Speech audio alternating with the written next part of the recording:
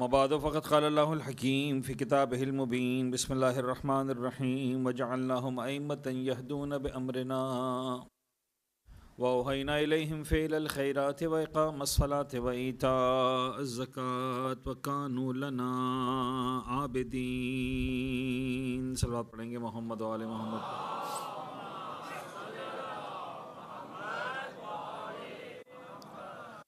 अज़ान ग्रामी क़दर हस्ब आदत हस्ब वादा हस्ब तरीक़ा फ़िक़्ह मसला में अर्ज़ करता हूँ। तो कल हमने एक बात शुरू की थी शकियात नमाज के हवाले से, और ख़ुलासा मैंने आपकी खिदमत में अर्ज़ कर दिया था। एक दो मिसालें और भी चाह रहा हूँ कि आज वाज़ेह हो जाएँ, इसलिए कि ये वो सवालात हैं जो अक्सर पूछे भी जाते हैं, और दुनिया भर में मैं जहाँ भी गया वहाँ इस तरह के मसाइल, हमारे यहाँ तो बहुत ज़्यादा हैं ये मसाइल, आई डोंट नो यहाँ पर कितना ज़्यादा एग्जिस्ट करते हैं।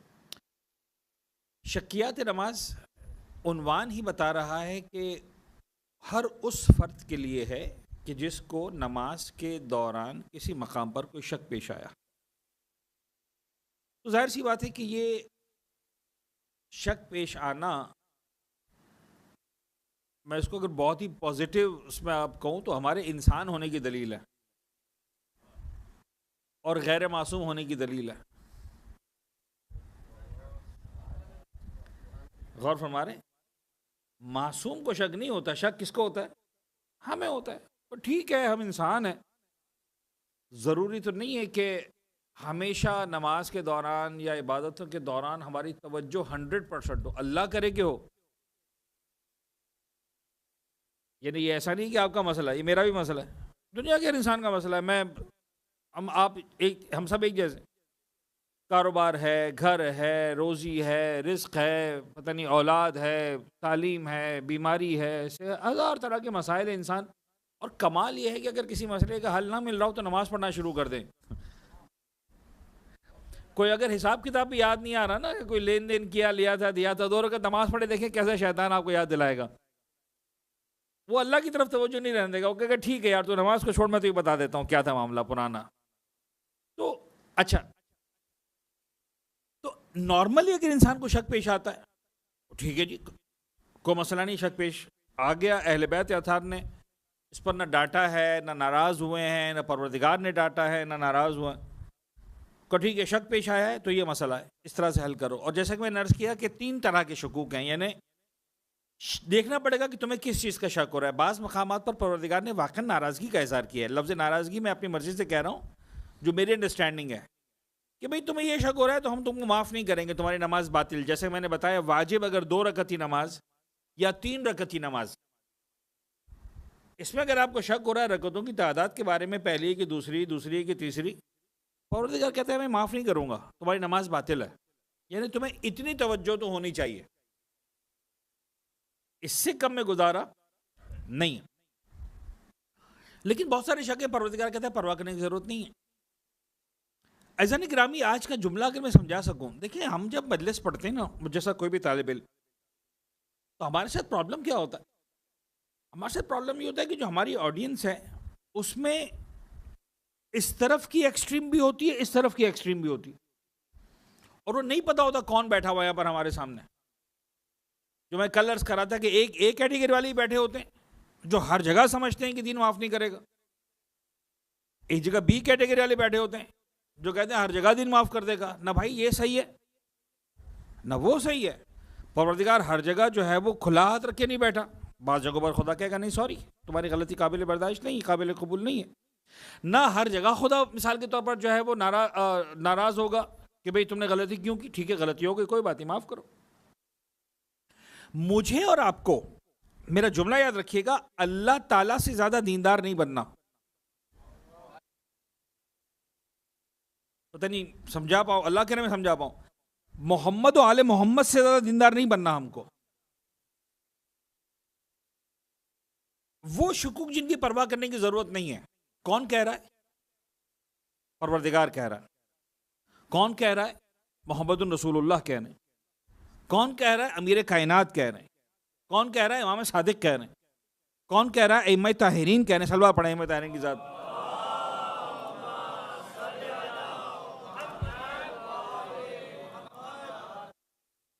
मौला मेरे सामने है, मुझे कह रहे हैं शक हुआ है, परवाह करने की ज़रूरत नहीं है।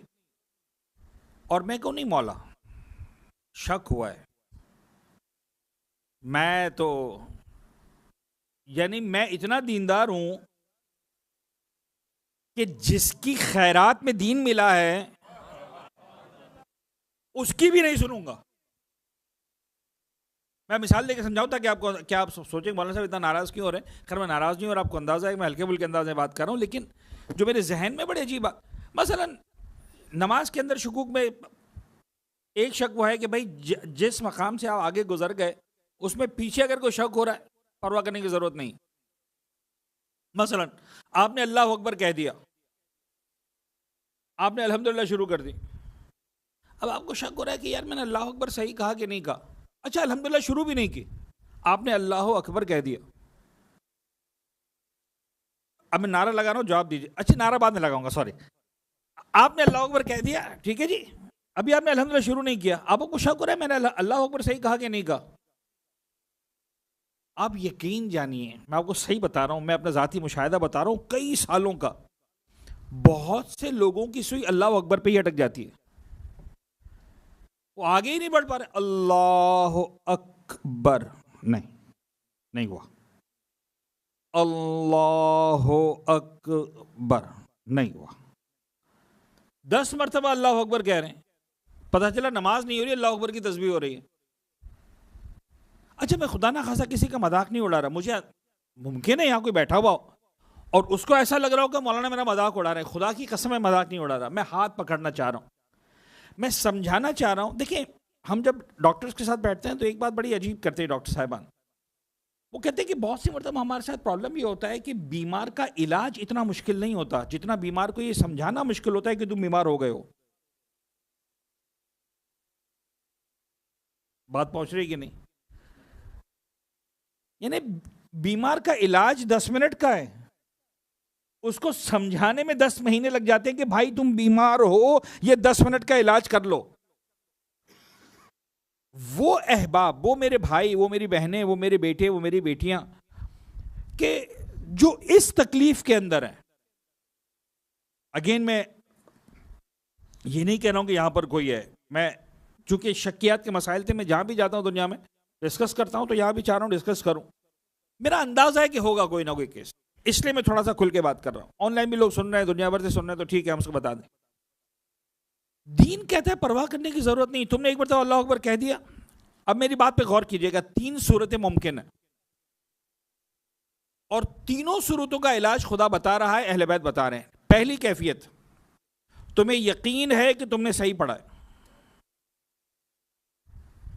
रिपीट करने की जरूरत नहीं है।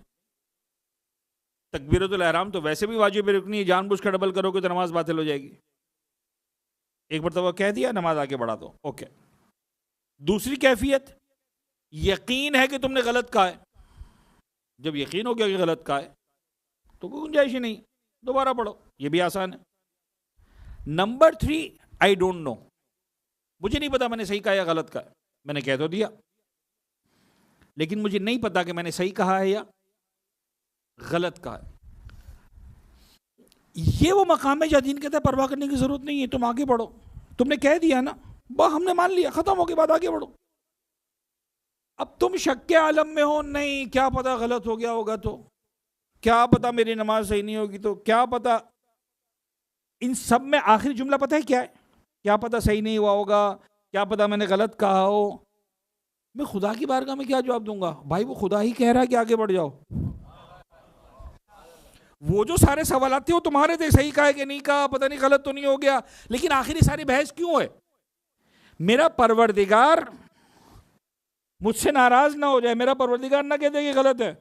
खुदा सामने कह रहा है भाई सही है, आगे बढ़। मैं कह रहा हूं नहीं अल्लाह तुझे नहीं पता। पता नहीं समझा पा रहा हूं अपनी बात की नहीं? मैं उस भाई बहन का हाथ पकड़ना चाह रहा हूं जो खुदा ना खासा इस तकलीफ के अंदर है। खुदारा यकीन किसे कहते हैं पता है? अच्छा अभी यकीन की डेफिनेशन तौज़ुल मसाइल में नहीं मिलेगी आपको, ये मुझ जैसे आदमी के पास से मिलेगी जो आपकी तरह फुटपाथ से उठकर आया है। दीन को सादा लेवल पे आके समझेंगे ना तो मजा आएगा। जरूरी नहीं कि हौजे के लेवल पर, मुश्किल लेवल पे जाके समझें। जो मैं हौजे की लैंग्वेज को ट्रांसलेट कर रहा हूं फुटपाथ की लैंग्वेज में, उससे समझा रहा हूं। यकीन किसे कहते हैं? मौला अब्बास के अलम पे हाथ रख के कसम खाओ कि मैंने गलत पढ़ा। इसे कहते हैं यकीन। मैं नारा लगा रहा हूं, जवाब दीजिएगा। नारे तकबीर। हो गया। अगर आप नमाज पढ़े थे तो स्टार्ट हो गई नमाज आपकी। अब आप कसम खाएं कि जो आपने अल्लाह अकबर कहा है वो गलत कहा है, तो आपको दोबारा पढ़ना है। पता नहीं बात पहुंचाएगी नहीं। बाबा नमाज पढ़ने में भी यही अल्लाह अकबर है और कुछ नहीं है। मुझे ईमानदारी से बताइए, जब भी मैं नारा लगाता हूं, नारे तकबीर या कोई भी नारा लगाता है, नारा तकबीर, तो आप क्या करते हैं? अल्लाह ऐसा करते हैं या सीधा जवाब देते जैसे अभी आपने जवाब दिया? भाई यही तकबीर है जो आपने जवाब दिया। तकबीर यही है, इसके अलावा कुछ नहीं है। तकबीर अल्लाह अकबर। देखिए अरबी जबान के तलफ़ुज़ात, हम अरब नहीं है, ओके मान लिया अरब नहीं है, तो हमारा कसूर भी नहीं। जब हम अरब नहीं है तो हमसे और आपसे इतना मांगा गया है कि इस तरह से पढ़ो कि कहा जा सके कि अरबी पढ़ रहे हो। हमसे कारी अब्दुल बासित बनने का थोड़ी कहा है।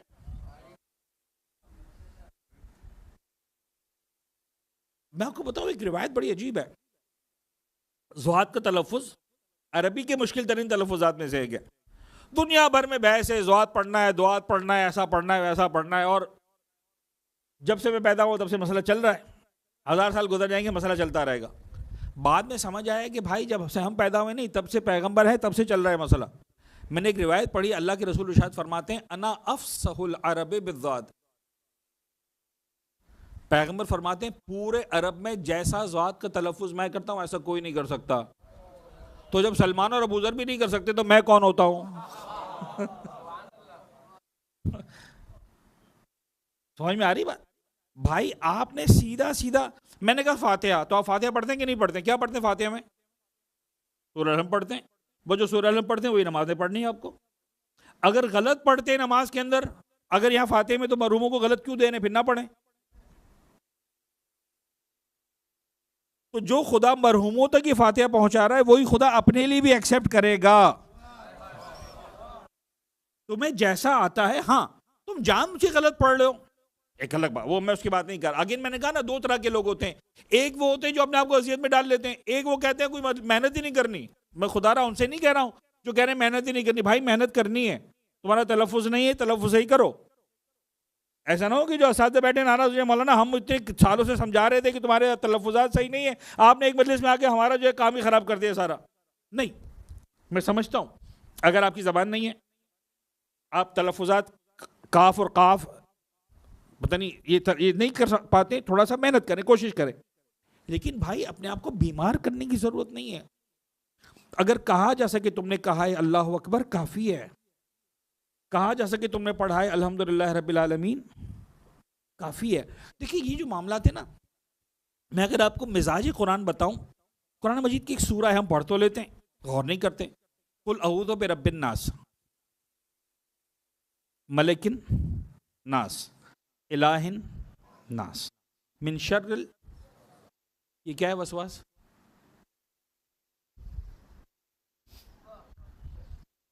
बाबा ये वो बीमारी है, खुदा कहता है मेरी पनाह मांगो। जो पड़ गया इसके अंदर उसको पता है। वुजू जो 30 सेकंड का होना चाहिए आधे घंटे से पहले नहीं होता। नमाज जो 2 मिनट की होनी चाहिए 1 घंटे से पहले नहीं होती। आप यकीन जानिए परवरदिगार आलम को 1 घंटे वाली नमाज नहीं चाहिए, परवरदिगार को आधे घंटे वाला वुजू नहीं चाहिए। आप खुशू खुजो में 2 की जगह 2.5 मिनट की नमाज पढ़ें, 2.5 की जगह 3 मिनट पढ़ ले, वो अच्छी बात है, उससे इनकार नहीं है। लेकिन आप वसवसे के आलम में हैं, आप तकलीफ के आलम में हैं। जितना आप तकलीफ में हैं परवरदिगार, अब मैं लफ्ज़ तकलीफ तो इस्तेमाल नहीं कर सकता, खुदा आपसे ज्यादा तकलीफ में। मेरा बंदा क्यों अपने आप को तकलीफ में डाले हुए? मैं तो इसको तकलीफ में नहीं डालना चाहता। अच्छा अजीब है, एक वक्त वो आता है जहां परवरदिगार कहता है ओके, यानी ये मैं फिक़ी मसला बता रहा हूं, तौसील मसाइल का लिखा हुआ, वो मकामात जहां शक की परवाह नहीं करनी। अभी तो मैंने बताया ना जहां बढ़ गए आगे परवाह नहीं करनी। एक मकाम है जिसका उन्वान है कसीर शक। अब वो जनाबेली ए कैटेगरी का शक हो, बी कैटेगरी का शक हो, सी कैटेगरी का शक हो, तुम अगर कसीर शक बन गए तो मैं अपनी जबान में कहूं आप पर 100 खून माफ है, 1000 खून माफ है। तुम अगर यानी अच्छा, इंसान को तो पता है ना कि मेरी नमाज 2 मिनट की होती है कि आधे घंटे की होती है।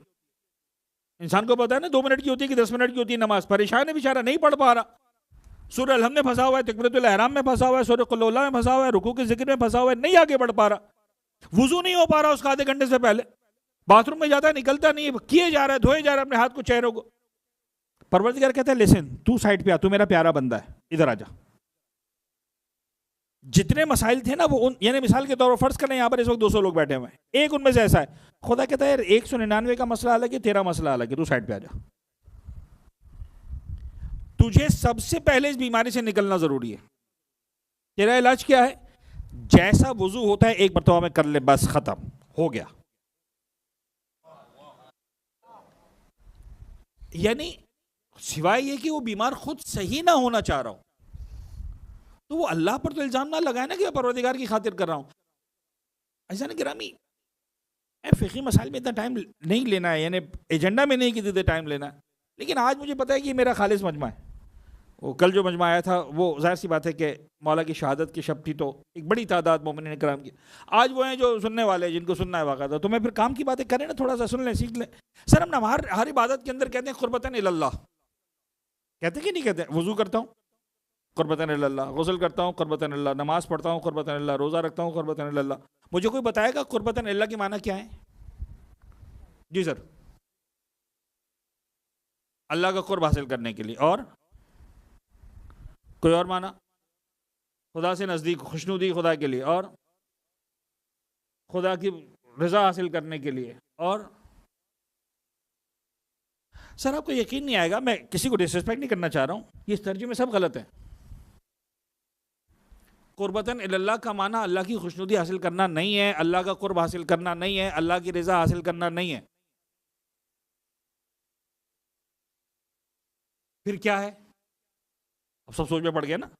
मैं रेफरेंस दे रहा हूं, तौज़े में जाके देख लीजिएगा, आपको मिल जाएगा।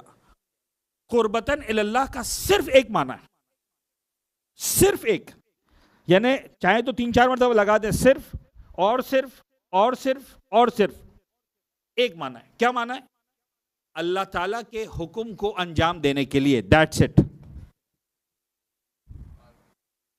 वो खुदा है, उसको ऑर्डर देना ज़ेब देता है, मैं बंदा हूं, मुझे ओबे करना ज़ेब देता है। उसने कहा है लिहाजा कर रहा हूं। मेरी नमाज की औकात नहीं है कि मैं 2 रकत परवरदिगार की बारगाह में रख के कहूं माबूद देख मैंने नमाज पढ़ ली, अब तू करीब हो जा।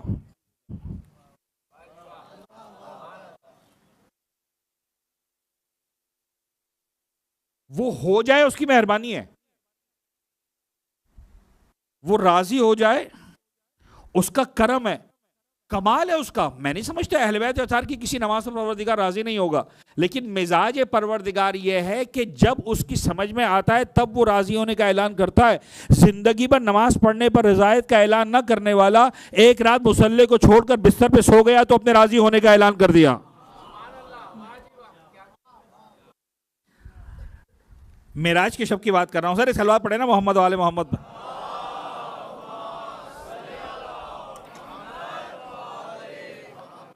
तो कुर्बतन इलल्लाह का मतलब क्या है?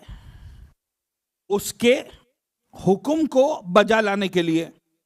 यानी मैं मुंह से कुछ कह रहा हूं कि नहीं कह रहा हूं, अपने अमल से कह रहा हूं कि जो मैं कर रहा हूं ना उसने हुक्म दिया है। तो क्या मैं आधे घंटे का वजू करते हुए कह सकता हूं कि उसने हुक्म दिया है?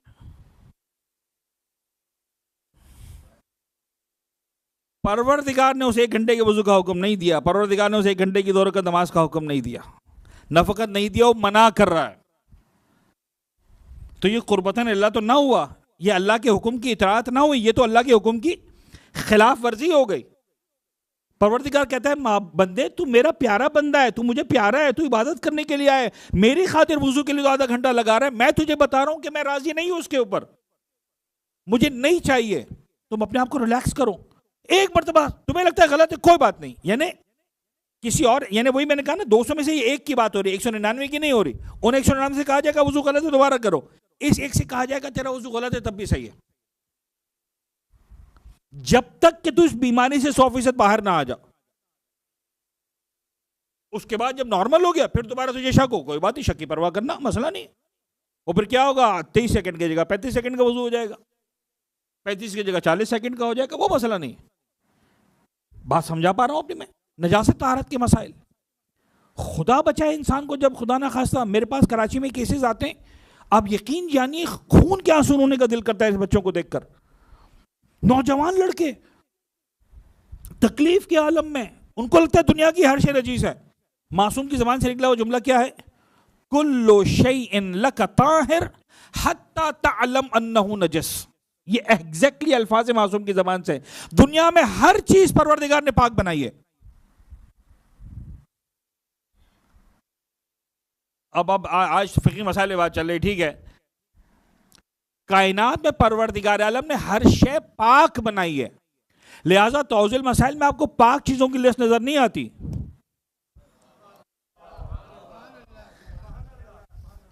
तौज़ील मसाइल में आपको लिस्ट ही नजीस चीजों की नजर आती है कि भाई देखो ये नजीस चीज है, इन 5 10 8 चीजों को 10 चीजों को सीख लो, इसके बाद दुनिया की करोड़ों चीजें पाक हैं। यानी परवरदिगार कह रहा था दुनिया की हर चीज पाक है, मैं कह रहा हूं नहीं नहीं माबूद, तुझे नहीं पता, दुनिया की हर चीज नजिस है। ये जो हवा है ना, वो हुआ ये था कि बारिश हुई थी तो जमीन पे मिट्टी पड़ी थी, तो कुत्ता उसमें चला था तो वो नजिस हो गई थी। अब वो धूप पड़ी है तो वो मिट्टी सूख गई है, तो लोग उस पर चल रहे हैं तो वो मिट्टी के जर्रे हवा में उड़ रहे हैं, तो वो जर्रे सिमा बाड़े में भी आ गए, वो मेरे घर में भी आ गए।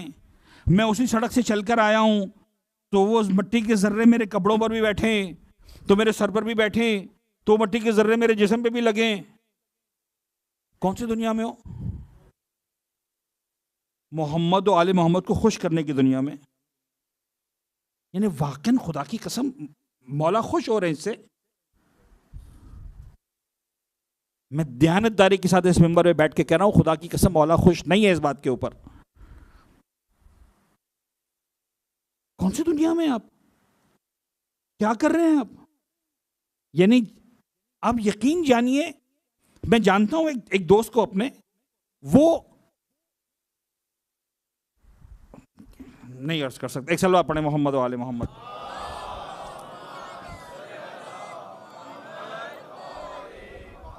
तो खुदारा अपने आप को इस तखय्युलात की दुनिया से निकालिए। परवरदिगार आलम इस तरह हर चीज को नजिस नहीं मान रहा, न मोहम्मद और आले मोहम्मद ने इस तरह से नजिस बनाया है किसी चीज को। आपके बदन से यूरिन पास हुआ, आपके बदन पर लगा, वो जगह नजिस है। यस, आपने छोटे बच्चे को गोद में लिया, उसने यूरिन पास कर लिया, आपके कपड़ों पे लगा, आपके बदन पे लगा, ये नजर आ रहा है पेशाब है, उसने पखाना कर दिया, यस ये है पेशाब, ये है पखाना, ये है नजिस। ख्वाबो ख्याल की दुनिया नजिस नहीं है, गौर फरमा रहे। तो दीन अहले बैत को समझने की कोशिश कीजिए। दीन अहले बैत आपको अजियत में डालना नहीं चाहता, ना आपको अजियत में देखकर खुश है, ना आपको अजियत में होना चाहिए।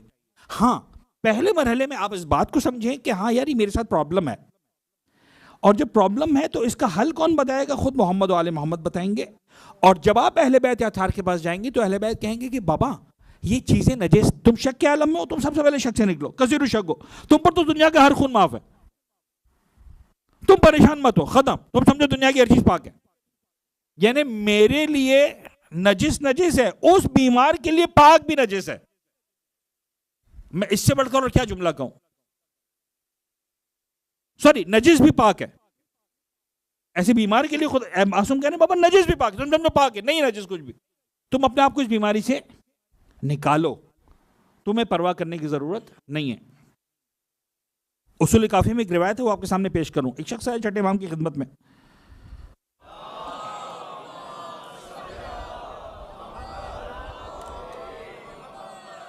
आकर अर्ज करने लगा, मौला मेरे साथ एक वाक़या पेश आया है, मुझे बताइए क्या हुक्म है। इमाम ने कहा पूछो। कहा मौला मैं खेमे में जा रहा था तो मैंने देखा खेमे से कुत्ता निकल रहा है, उसके मुंह पर मलाई और दूध लगा हुआ। कहा मौला मैं खेमे के अंदर गया, मैंने देखा कि मेरा दूध का बर्तन है जो गर्म किया हुआ था, उस पर मलाई जमी हुई थी। मैंने देखा कि मौला किसी ने, मुझे समझ में आया कि अभी भी किसी ने मुंह मारा है इसके ऊपर। मौला मुझे बताइए कि ये दूध मेरे लिए पाक है या नजस? यूसुली काफी की रिवायत पढ़ रहा हूं आपके सामने। मैं खेमे में जा रहा था, मैंने कुत्ते को निकलते हुए देखा जिसके मुंह पे दूध और मलाई लगी हुई थी। मैं अंदर गया, मैंने देखा दूध का बर्तन रखा हुआ है, किसी ने अभी भी उसे मुंह मारा है। इमाम ने एक ही सवाल पूछा, तूने अपनी आंखों से देखा कि कुत्ते ने मुंह मारा है? कहा नहीं मौला, मैंने ये नहीं देखा। इमाम ने फरमाया, तेरे लिए ये दूध पाक है।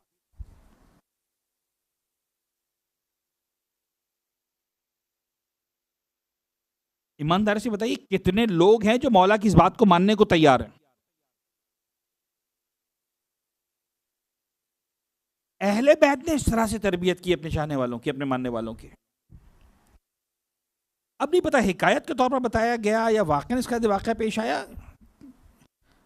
एक शख्स था, शायद यही शख्स था, एक मरतबा एक अंधेरे में जा रहा था, खराबे के पास से गुजर रहा था, रात के अंधेरे में किसी अपने गली महल्ले से दीवार से गुजर रहा था। रात के अंधेरे में इसको कराहने की आवाज़ आई किसी इंसान के, कुछ दर से। अब अंधेरे में, आज का दौर नहीं कि जहाँ रोशनी है, ब्लैकआउट है, अंधेरा है, मुकम्मल नजर नहीं आ रहा। ये आवाज़ की सिम चला। उस दौर के इंसानों को अंदाज़ा होता था कि साउंड किस जगह से आ रही। वो उसी तरफ चला कराते, तो जो कूड़ेदान था वहाँ पर उसको महसूस हुआ इंसान है। उसने टटोला, देखा कि वाकई इंसान है, तड़प रहा है, करा रहा है। तो करते कराते उसको जनाब अली उसके हाथ में एक दस्ता आया, देखा कि ये खंजर का दस्ता है। महसूस किया, पता चला खंजर उसके सीने में किसी ने मार दिया है और ये जिंदगी की आखिरी सांसें ले रहा है। उसने जनाब अली जो है वो खंजर फौरन निकाल लिया कि खुदा ना खासा इससे पहले कि मर जाए।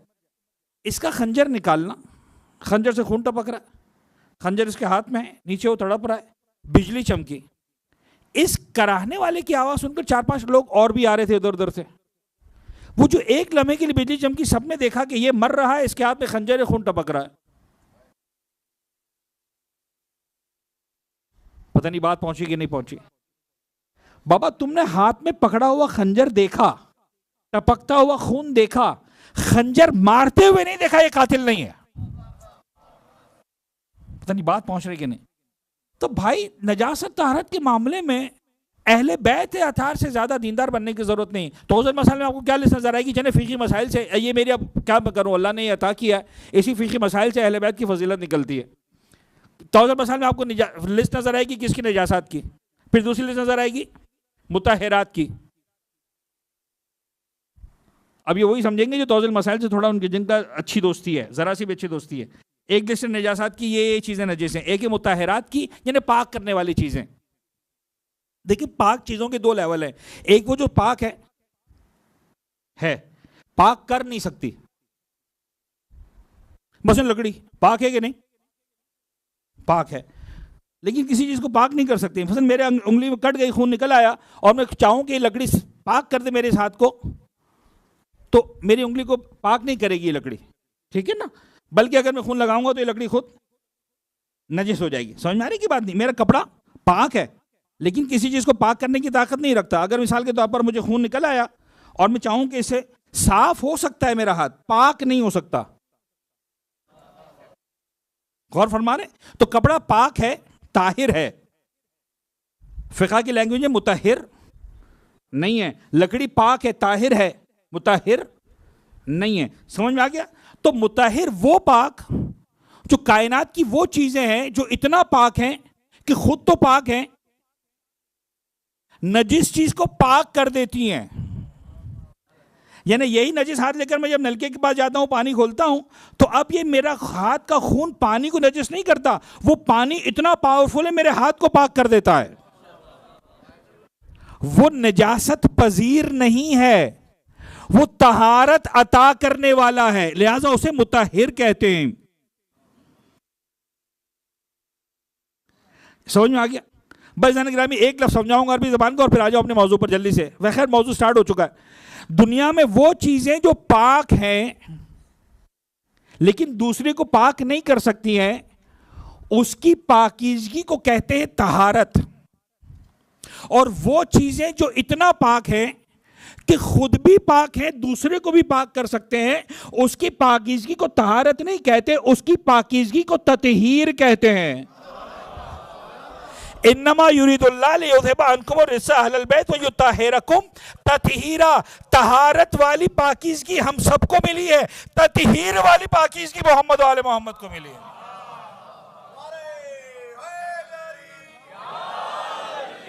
सलवात पढ़े मोहम्मद वाले मोहम्मद।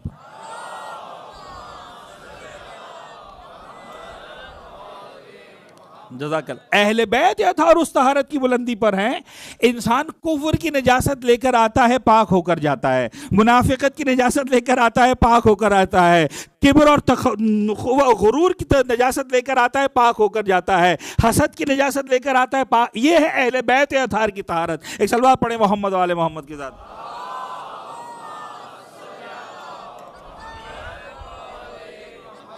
ऐसा थोड़ा सा ये इसको पढ़े, एक सलवात पढ़े, फिर मोहम्मद वाले मोहम्मद।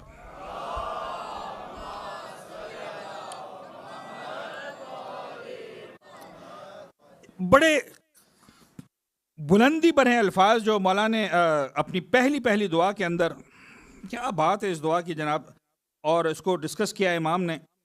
मैंने दो ही जुमले आपके सामने पढ़ पाया हूं अब तक। अल्हम्दुलिल्लाहिल अव्वल बिला अव्वलिन कान क़ब्लह वल आखिर बिला आखिर यकून बअदा अल्लज़ी क़सरत अन रुअयतिही अबसारुन नाज़िरीन। वो कि जिसको देखने से देखने वालों की नज़रें कासिर हैं। मौला कायनात ने फरमाया था जिस खुदा को देखा नहीं उसकी इबादत कैसे करूं। हाँ, इन आंखों से नहीं देखा, इन आंखों से देखा है, दिल की आंखों से देखा। वह अजज़त अन नअतिही औहामुल वासिफीन। वस्फ करने वालों के औहाम उसकी मद हो सना, इन उसकी ज़ात को बयान नहीं कर सकते। इब्तदा बिकुदरतिही अल खल्क़ इब्तदाअन। उसने कायनात को अपनी कुदरत कामिला से पैदा किया। वख्तरअहुम अला मशीयतिही इख्तिराअन। और उसने अपने मंशा अज़ली से जैसा चाहा उन्हें ईजाद किया। अज़नगर में एक याद रखिएगा एक बात, दुनिया में जितनी भी चीजें बनाई है इंसानों ने, वो किसी न किसी चीज से इंस्पायर होके बनाई है। जहाज बना ना, किससे इंस्पायर हुए? परिंदों से। तेज रफ्तार सवारियां बनी तेज रफ्तार जानवरों से, है कि नहीं? खुदावंद मुतआल वो है जिसने बगैर किसी पेशगी नमूने के इंसान को बनाया है। यानी अब ये बातें पुरानी हो गई साहब कि इंसान के हर अंगूठे, मतलब अंगूठे का जो निशान है ना, इतना सा अंगूठा, दुनिया के 8 अरब इंसान है, अंगूठे अलग अलग हैं। अभी बातें बच्चों वाली लगती है, हालांकि बच्चों वाली नहीं है साहब। दुनिया के 8 अरब इंसान है, हर एक का आई रेटिना अलग है। अंगूठा तो बहुत बड़ा था, रेटिना कितना सा है? एक मजदूर के दाने जितना। आज दुनिया की जो एडवांस्ड ममालिक हैं, दुबई यूएई हो गया मिसाल के तौर पर, दुनिया में और ममालिक हो गए, क्या करते हैं आप लोग? सिर्फ आई रेटिना, खत्म। तुम कौन हो, क्या हो, तुम्हारा सारा डेटा तुम्हारी आंख के जरिए से आ जाता है। परवरदिगार आलम ने हर इंसान की आंख को दूसरे इंसान की आंख से अलग बनाया। कमाल है जी, किस बुलंदी पर है वो परवरदिगार। यानी ये आंख 8 अरब, यानी दुनिया का बेहतरीन से बेहतरीन आर्टिस्ट भी अगर एक मसूर के दाने जितना एक ही डिजाइन बनाए और उसके अंदर 8 अरब अलग वेरिएशंस डाल के दिखाए, सर ये कमाल अगर किसी के पास है ना, तो सिर्फ और सिर्फ रब्बुल इज्जत के साथ के पास है। इमाम उसकी तरफ इशारा फरमा रहे हैं कि परवरदिगार आलम ने इब्तिदा बिकुदरतिल खल्क़ इब्तिदाअन, यहां इब्तिदा हमजा वाली इब्तिदा नहीं, आइन वाली बदा, जिसको यानी बिल्कुल न्यू, फ्रेश, नया पे इजाद किया परवरदिगार ने। सुम्मा सलक बिहिम तरीक़ा इरादतिही व बअसहुम फी सबील मुहब्बतिही। अल्लाहु अकबर। ला यमलिकूना तअखीरन अम्मा क़द्दमहुम इलैहि वला यस्ततीऊना तक़द्दुमन इला मा अख़रहुम अन। परवरदिगार का तारुफ ज़ेब देता है अहले बैत अतार को। देखिए ज़ानी गिरामी, मैं आपको कैसे बताऊं, यानी एक चीज जिसको आपने ना देखा हो, सिर्फ एक इंसान ने देखा हो, तो सबसे तो वही क्वालिफाई करता है ना। क्या आपको समझाए बाबा रब्बुल इज्जत की जात की जो मारिफत अहले बैत अतार को है, कायनात में किसी को नहीं है।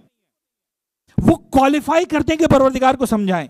अब वो क्या कह रहे हैं इमाम मासूम, सुम्मा सलक बहिम तरीका इरादते ही, फिर उन्हें अपने इरादे के रास्ते पर चलाया। वो बाअसहुम फी सबील महब्बतिही, और अपनी मोहब्बत की राह पर इनको उभारा। जिन हुदूद की तरफ उन्हें आगे बढ़ाया है उनसे पीछे रहना उनके इख्तियार में नहीं है। ला यमलिकून ताखीरन अम्मा कद्दमहुम इलैह, जिसको मुकद्दम कर दिया है ना, उसकी ताखीर के इनके इख्तियार में नहीं है। तुम नहीं कर सकते हो कि जिसको परवरदिगार पहले करना चाह रहा है तुम उसको डिले कर दो, नहीं कर सकते हो, तुम्हारे बस में नहीं है। वला यस्ततिऊन, और इस्तिताअत नहीं है तकद्दुमन इलामा अखरहुम, उस चीज को मुकद्दम करने की जिसको खुदा ने मुअख्खर किया है। इंसान अजीब है, वल्लाह अजीब है। निज़ाम परवरदिगार आलम में, परवरदिगार आलम ने हर चीज की एक टाइमिंग रखी है, एक सिस्टम बना के रखा है। तुम उस सिस्टम को आगे पीछे नहीं कर सकते हो, तुम्हारे बस, तुम्हारे इख्तियार, तुम्हारी कुदरत के अंदर नहीं है। हाँ, इसमें कोई शक नहीं है, परवरदिगार आलम का निजाम यही है, सख्खर लकुम मा फिस समावाति व मा फिल अर्ज़।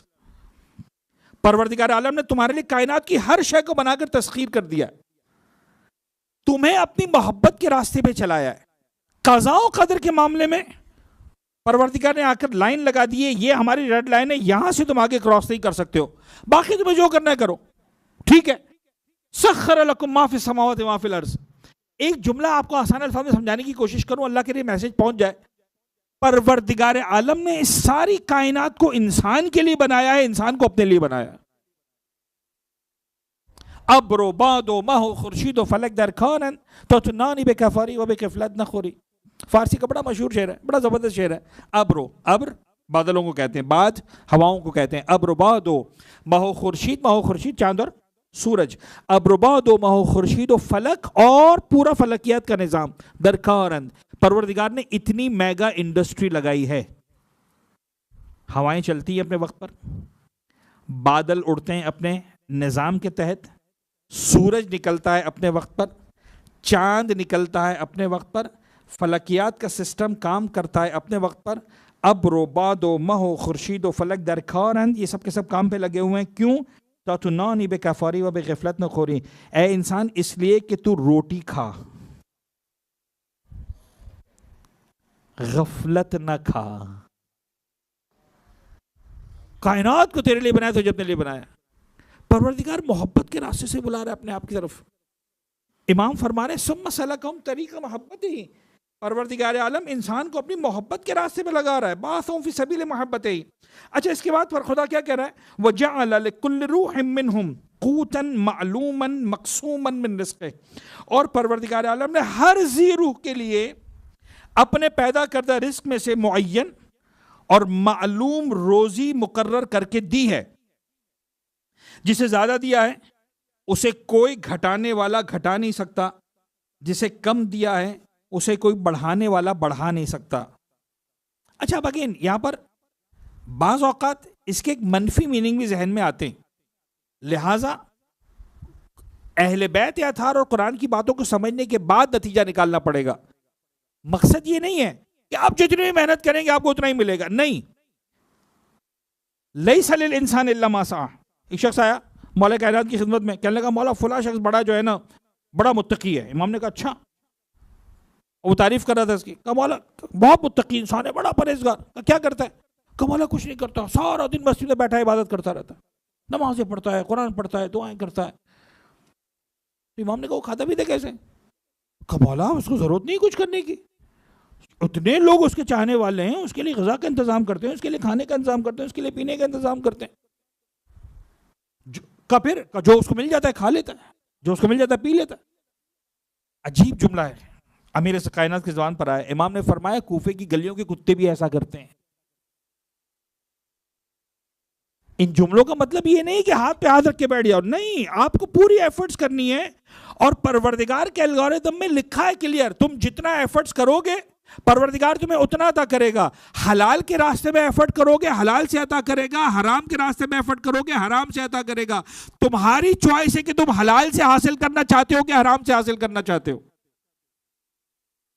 गौर फरमा रहे, अल्फाज पे गौर कीजिएगा। इसके बाद दोबारा क्या फरमाते हैं, सुम्मा ज़रब लहुल फिल हयात अजलन। एक जुमला इस पर पहुंचाना चाह रहा हूं।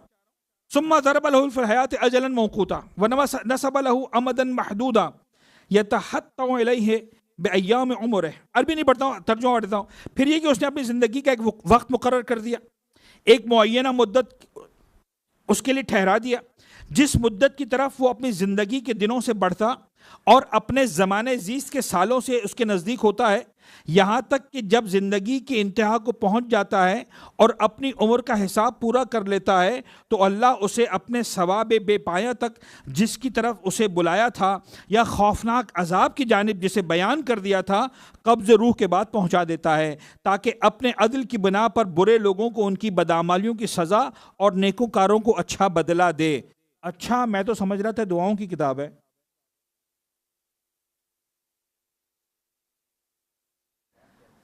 जी, सही पे सजा दिया, दुआओं की किताब थी ना।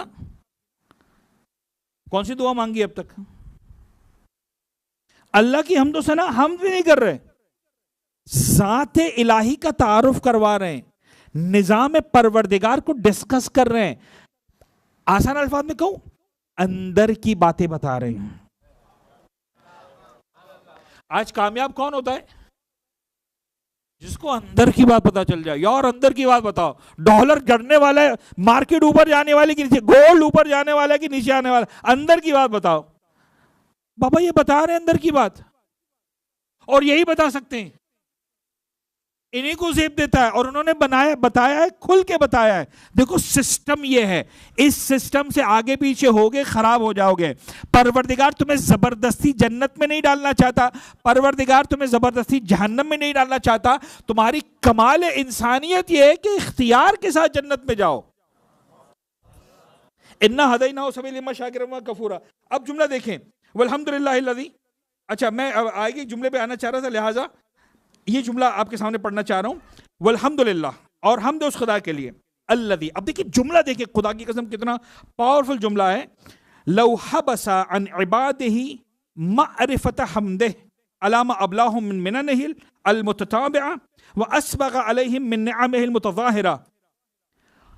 हमद उस खुदा के लिए, अगर ऐसा हुआ होता, लौ हबसा अन इबादिही मअरिफत हम्दिही, अगर परवरदिगार आलम ने अपने बंदों को हम्द और शुक्र की मारिफत से महरूम रखा होता, यानी उनके सिस्टम में न डाला होता कि वो शुक्रिया अदा करें, उनके सिस्टम में न डाला होता कि वो हम्द करें, मदहो सना करें, शुक्रिया कहें, उन पैहम अतियों पर जो परवरदिगार ने मुसलसल दिए हैं और उन पे दर पे नेमतों पर जो उसने फरावानी से बख्शी हैं, अगर इन पर नेमतें शुक्रिया अदा करने का सिस्टम न डाला होता तो क्या होता?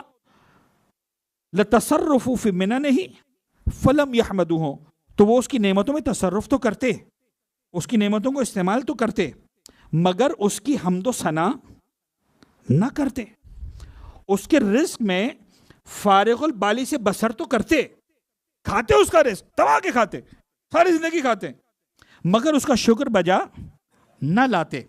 अब देखिए इमाम जुमला अगला फरमा रहे हैं, वलौ कानू कज़ालिक, और अगर इंसान ऐसे हो जाते, यानी परवरदिगार ने इंसान को सिस्टम में ना डाला होता शुक्रिया अदा करना, अगर ऐसे हो जाते, लखरजू मिन हुदूदिल इंसानियत इला हद्दिल बहीमियत, अगर वाकई परवरदिगार ने ऐसा रखा होता तो ये इंसानियत की हुदूद से निकलकर जानवरों की हुदूद में दाखिल हो जाते।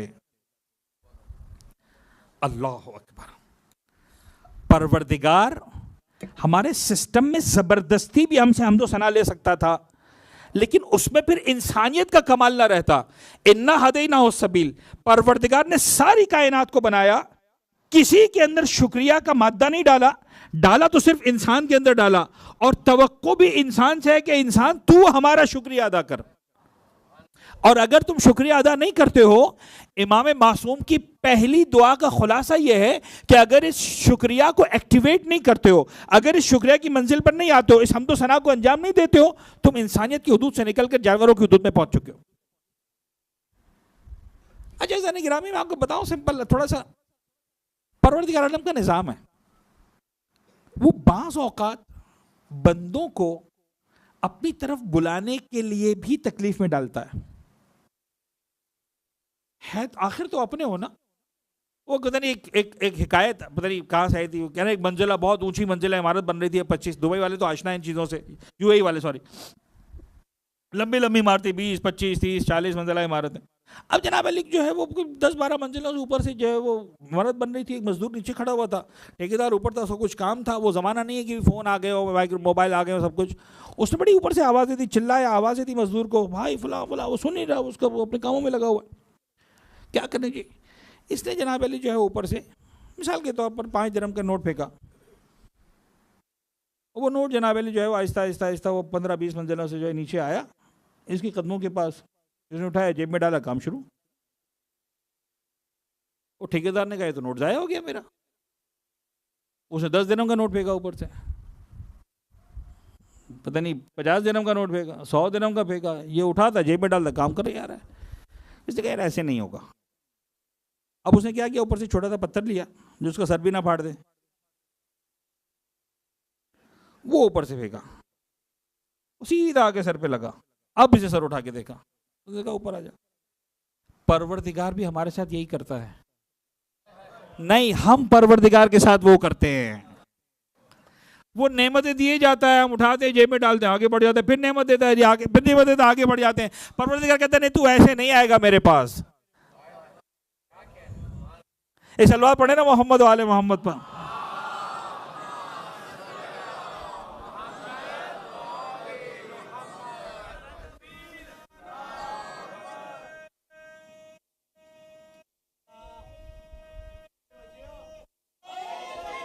या खुदा जज़ाए खैर दे आपको।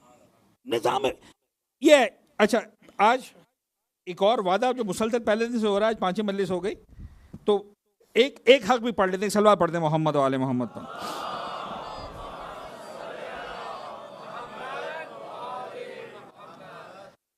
अच्छे से गिरामी, रिसालतुल हुकूक, इसकी अगर रिसर्च में जाएं तो फिर 20 मिनट तो शायद उसी रिसर्च में निकल जाएंगे, मैं रिसर्च में नहीं जा रहा।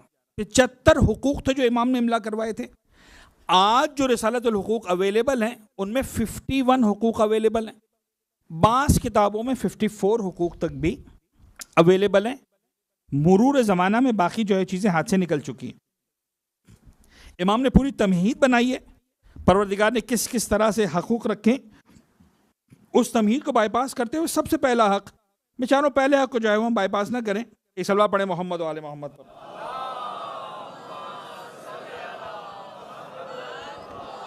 तो जो सबसे पहला हक है वो है खुद परवरदिगार का हक, फ़अम्मा हक़्क़ुल्लाहिल अकबर, अल्लाह का हक जो सबसे बड़ा हक है। फ़अन्नक तअबुदुहु, उसका हक यह है कि तुम उसकी बंदगी करो, ला तुश्रिकु बिही शैआ, और किसी को उसका शरीक करार मत दो। फ़इज़ा फ़अल्त ज़ालिका बिइख़लासिन, जब तुमने इस काम को इखलास के साथ अंजाम दे दिया, जअल लका अला नफ्सिही अन यकफियका अम्र दुनिया वल आखिरा, जब तुम इखलास के साथ इस काम को, यानी उसकी बंदगी को अंजाम दे लोगे, तो खुदा भी अपने ऊपर लाजिम कर लेगा कि वो तुम्हारे दुनिया के भी और आखिरत के तमाम कामों में तुम्हारे लिए वो काफी हो जाए। सर ये बहुत बड़ा जुमला है, यानी मिसाल के तौर पर जिस बॉस के पास आप काम करते हैं, जिस अरबाब के पास आप काम करते हैं, अब मल्टी मिलियनर है, 1000 मिलियन दिरहम का मसलन कारोबार है। अब कितना 1000 मिलियन दिरहम, इतना इतना बड़ा, सब इतना बड़ा कारोबार है। अच्छा जी, उसने कहा है परेशान होने की जरूरत नहीं है, कितना सुकून मिलता है आपको। अम्मा बीमार हो गई, बेटा फलां हॉस्पिटल में डलवा दे, एमिरेट्स के महंगे तरीन हॉस्पिटल में, सारा बिल में दे दूंगा, कितना इत्मीनान हो जाएगा। 1000 दिरहम, 10,000 दिरहम, लाख दिरहम, 2 लाख दिरहम, 5 लाख दिरहम, जितना होगा सेठ ने कहा मैं दे दूंगा, वो दे भी सकता है। क्यों? उस पर भरोसा है, 1000 मिलियन दिरहम का कारोबार है, तो उसके लिए लाख दिरहम की क्या हैसियत है। बाबा इस सेठ, इस अरबाब पे भरोसा है, उस अरबाब पे भरोसा नहीं।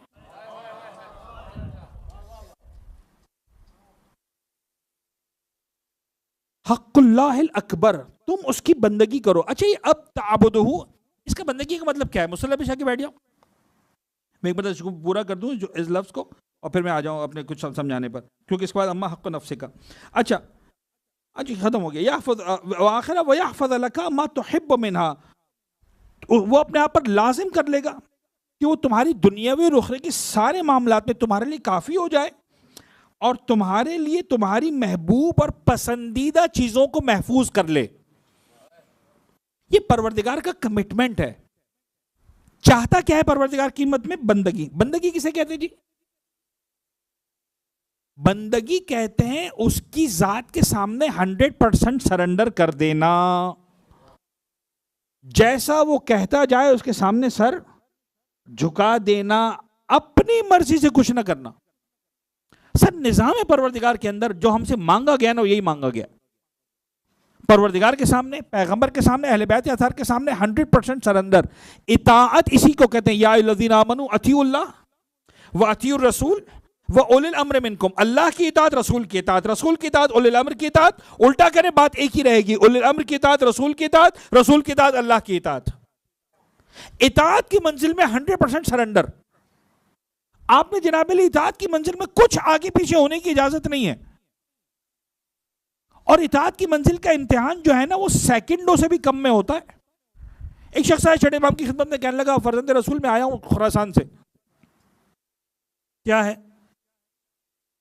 नाम भी है तारीख के अंदर। क्या है? का मौला 1,00,000 तलवारें आपकी खातिर लड़ने को तैयार है। आप क्या समझते हैं? जुमला मजाक में बोला था उसने? यानी इस जुमले को जस्टिफाई करने के लिए उसको कितना मेहनत करना पड़ी होगी, आपको मालूम है? कितने कबीलों को मिलाना पड़ा होगा, कितने एग्रीमेंट साइन करने पड़े होंगे, कितने काम करने पड़े होंगे। मौला मैं सारे काम करके आया हूं, सारे सरदारान से बात करके आया हूं, कितनी खुफिया मीटिंग्स हुई हैं, पता नहीं क्या क्या हुआ है। मौला आपकी खातिर 1,00,000 तलवारें लड़ने को तैयार है। इमाम ने कहा अच्छा कहाँ? इमाम ने कुछ नहीं पूछा आगे। कनीज को बुलाया और कनीज को बुलाकर कहा कि कनीज तंदूर जला। तंदूर जलाया। इमाम ने कहा तंदूर में कूद जा। हाथ जोड़ दी। कहने लगा मौला मुझे लगता है कि आप मेरी बात से नाराज हो गए। मौला खता हो गई, मौला मुझे माफ कर दे, मौला मुझे जिंदा आग में ना जलाएं। इमाम ने कहा कोई बात नहीं, यही तो इम्तिहान था, 1 सेकंड में हो गया इम्तिहान। इमाम ने आगे कोई आर्गुमेंट, कोई बात ही नहीं की, खत्म। अच्छा अब ये भी जो सारे मामला लेकर आया था, उसके एतबार से तो इतना सख्त जवाब मिला कि इसने आगे बात करने की हिम्मत ही नहीं की। क्या अब कोई बात करूंगा? इमाम कहेंगे फिर चला जा आग के अंदर। लिहाजा अब उसका आने का मकसद खत्म। अब उसको मस्जिद कोई बात नहीं करनी, टाइम पास करना, जो भी करना है। अभी कुछ बातें हुई थी, नहीं हुई थी। एक और सहाबी दाखिल हुए, हारून मक्की। अस्सलाम वालेकुम। वालेकुम सलाम। हारून आयो? हाँ। हारून तंदूर में कूद जाओ। अच्छा मौला अंदर में। अब ये खुरासानी बैठा हुआ है, ये परेशान हो रहा है। कहने लगा अच्छा ये कह रहा है यार मैं डांटा, गुस्सा मुझ पे किया था, निकाला उस पर है, मुझे माफ कर दिया है, समझ में नहीं आ रहा। अच्छा रिवायत की जो अल्फाज हैं वो ये हैं कि इमाम उसके साथ अब बातें कर रहे हैं मार्केट की बातें, जो शायद हम सबका पसंदीदा मौजू होता। क्या चल रहा है मार्केट के अंदर, आटे भाव का दाल क्या चल रहा है, ये क्या चल रहा है। अब ये जवाब ही नहीं दे पा रहा, कुछ सही दे रहा है, कुछ गलत दे रहा है, कुछ सीधा, क्योंकि इसके दिमाग में ये है कि बाबा पीछे एक इंसान जल रहा है, जिंदा जिंदा आपने उसको जला दिया है। अच्छा उसके दिमाग में एक अलग ही फिल्म चल रही है, अभी इसकी खाल जली होगी, अभी इसका गोश्त जल रहा होगा, अभी इसकी हड्डियां जल रही होंगी, ये पूरा बारबेक्यू बना होगा, क्या हुआ होगा। ये जो सवाल पूछ रहे इमाम से सवाल पूछे जा रहे हैं, जवाब नहीं दे पा रहा। इमाम भी जानते हैं आखिर। इमाम ने कहा कि क्या हुआ खुरासानी, तुझे उसकी फिक्र हो रही है? कहा मौला उसकी फिक्र हो रही है, वो जल गया होगा। कहा आओ। आए तंदूर के किनारे, अंदर हारून मक्की वैसे ही खेल रहे थे जिस तरह नारे नमरूद में जनाब इब्राहिम खेल रहे थे। इमाम ने हाथ दिया, हारून मक्की ने इमाम का हाथ थामा, आंख से बाहर आए। एक जुमला इमाम ने कहा इस खुरासानी से, कहा खुरासानी इतना बता ऐसे मानने वाले कितने? कहने लगा मौला एक भी नहीं है। इमाम ने कहा जाओ। इताअत ये चाहिए। अज़ीज़ गिरामी, इताअत की मंजिल में ना अपनी अक्ल, अपनी मंतिक, अपना शऊर नहीं चलता। मेरा दिमाग तो ये कहता है, मैं एक जुमला कहना चाह रहा हूं, बड़ा तवील मौजू है और मेरे मौजू में है नहीं, लिहाजा एक जुमला कह के अब मैं आ रहा हूं मसाइब पर, बहुत वक्त हो गया। लेकिन चूंकि इन मौजूआत पर हम कई मजालिस पढ़ चुके हैं, लिहाजा एक जुमला कहकर बात को आगे बढ़ा रहा हूं। वैसे तो 1000 मिसालें देने के लिए एक मिसाल दे रहा हूं। अहले बैत यातार कहते हैं वक्त पर अपने बच्चों की शादी करो। सर, आज दुनिया का जो गंदा तरीन निजाम बन रहा है, जो फहाशी अपने कमाल पर पहुंच रही है, उसके कई सारे सद्देबाब, अहम तरीन सबसे बड़ा सद्देबाब यह है कि वक्त पर लड़के और लड़कियों की शादियां कर दी जाए। मैं इससे ज्यादा खुलकर बात नहीं कर सकता। जब मैं कह रहा हूं वक्त पर कर दी जाए, तो 99% साहिबान ईमान वो हैं कि जब मैं कहूंगा वक्त क्या है, तो उसको आज की दुनिया ऑन टाइम मैरिज नहीं कहती, अर्ली मैरिजेस कहती है। और अगेन हाथ जोड़कर आप सब मेरे सर का ताज हैं, जो फर्श अज़ाए हुसैनी पर आता है ना, खुदा की कसम मैं अपना अकीदा बता रहा हूं, आप में से हर एक मेरे सर का ताज है। हर आज़ादार जो फातिमा ज़हरा को पुरसा देने के लिए आता है। लेकिन मैं मुतमईन हूं 90% लोग होंगे जो यहां पर भी मेरी मुखालिफत करेंगे, मौलाना अर्ली मैरिजेस नहीं। 20 साल, 22 साल, 23 साल खत्म, बहुत लेट हो गया लड़के की शादी। लड़की की शादी 16 साल, 17 साल, 18 साल मैक्सिमम। मुमकिन है बच्चियां जो बैठी हैं वो मुझसे नाराज है, मौलाना हम क्या बातें कर रहे हैं। अहले बैत का फरमान यही है। मैं तो सिर्फ एक जुमला कहूंगा, शहजादी कौनैन की शहादत पर मातम करते हो कि नहीं करते हो? पुरसा देते हो ना? जनाब ज़हरा का पुरसा कितने साल की थी बीबी जब इस दुनिया से रुखसत हुई? कितने साल की थी? 18 साल का सिन। और कितने बच्चों की मां थी 18 साल में? 4 बच्चों की मां थी, 5वें की मां बन रही थी।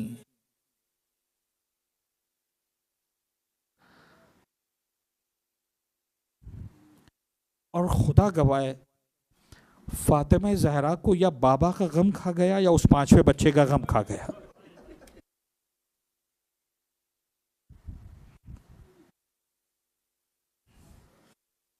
जो मैंने पैगाम देना था दे दिया। बस अज़ादारा ने सैयद शौदा, ये आज जनाब ज़हरा का नाम है, ठीक है, जनाब ज़हरा के मसाइब पढ़ते हैं, आज पुरसा देते हैं, पैगम्बर अकरम को पुरसा देते हैं जनाब ज़हरा का, आज मौला हुसैन को पुरसा देते हैं, माँ फातिमा ज़हरा का, आज इमाम सज्जाद को पुरसा देते हैं। अजीब है बीबी 18 साल के सिन में इस दुनिया से रुख।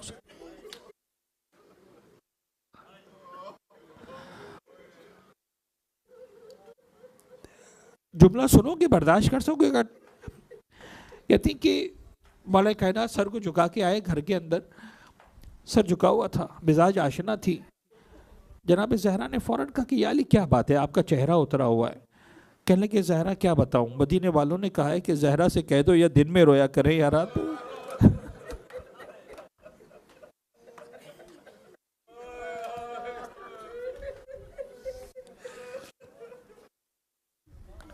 ज़हरा, मदीने वालों ने कहा है कि ज़हरा से कह दो या दिन में रोया करें या रात में रोया करें।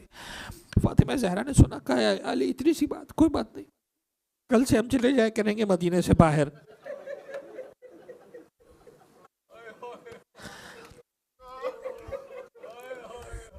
अगले दिन हुआ, जुमला सुनना तारीख का। शहजादी तैयार हुई, एक हाथ में असा लिया, एक हाथ से हसन और हुसैन को थामा। मेरी समझ में नहीं आ रहा तुम्हारी गिरिए की आवाजें क्यों बुलंद नहीं हो रही। मैंने मसाइब पढ़ा है, 18 साल की बीबी को तुमने हंसा थामे हुए देखा है?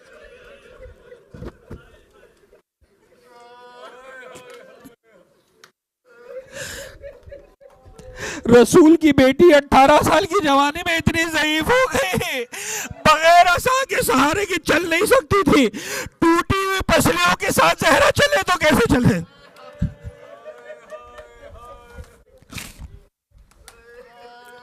अजरकम अल्लाह, अजरक वाला बस आखिरी दो चार जुमले अर्ज करूंगा। शहजादी निकलती थी, बखैया में चली जाती थी, एक दरख्त के साए में बैठ जाती थी, एक दरख्त लगा हुआ था, उस साए में बैठ जाती थी।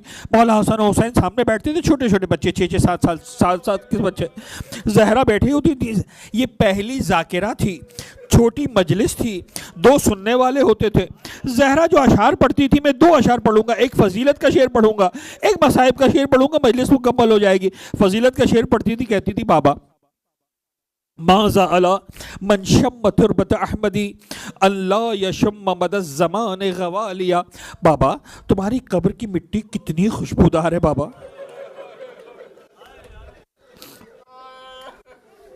अजीब अंदाजा है।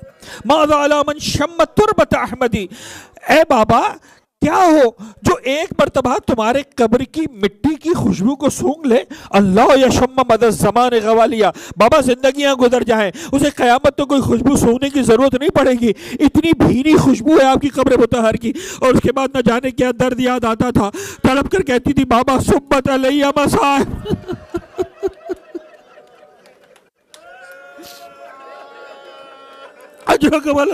बाबा सुब्बत अलैया मसाइबुल्लाह वन्नहा सुब्बत अलल अय्याम सिरना लयालिया। बाबा तुम ज़हरा को छोड़कर चले गए, अभी तुम्हारा कफन भी मैला ना हुआ था। बाबा तेरी ज़हरा पर इतनी मुसीबत है।